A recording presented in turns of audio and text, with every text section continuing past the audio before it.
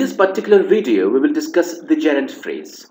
In some of the previous videos, we have already seen the difference between the gerund and the noun. In fact, the difference is only that gerund is the ing form of the verb acting like a noun. So gerund is nothing but a noun, but the difference is that the gerund is the ing form of the verb, while the noun can be anything, right?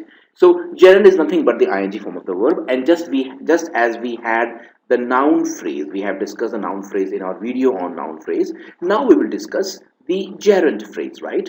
And a single word, more than one word coming together becomes a phrase, right? Before reading this section of the article, the reader must become familiar with the concept of gerund. He must thoroughly understand the difference between gerund and participles. Okay, let's ignore this for a while and compare these sentences. Like, look at the first sentence now. Walking is good for health. Walking is gerund and also the subject of the sentence, right? Walking is gerund and the subject of the sentence, right? Walking is good for health.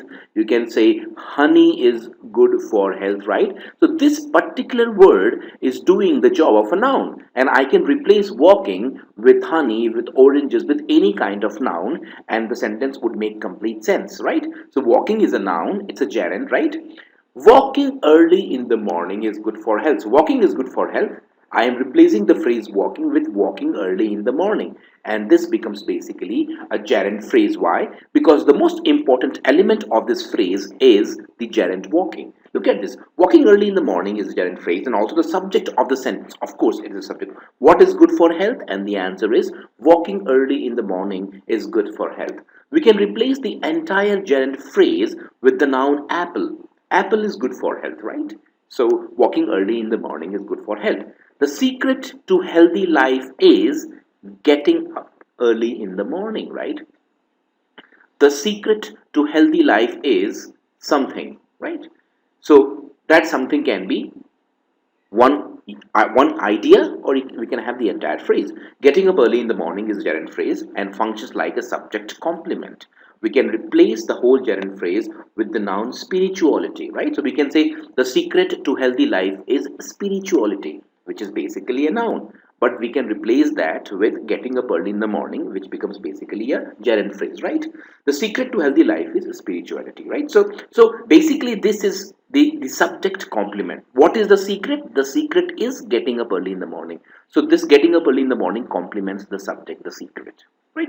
Walking early in the morning is good for us. So this, here we have the gerund phrase acting like the subject of the sentence. Here we have the gerund phrase acting like the subject complement, and in the third example we have the gerund phrase acting like the direct object. I tried solving the problem again and again. You could have replaced I tried mathematics, right? I tried something. I tried the ice cream. So you can say I tried solving the problem again and again. So this again is a gerund phrase because this whole thing is acting like a noun. So the difference between phrases and words is not much. Phrases, we have words, words have parts of speech, right? Similarly, phrases also have a particular category, and we have already discussed noun phrase, infinitive phrase. Now we have discussed gerund phrase. Like that, let's go and discuss some other phrase.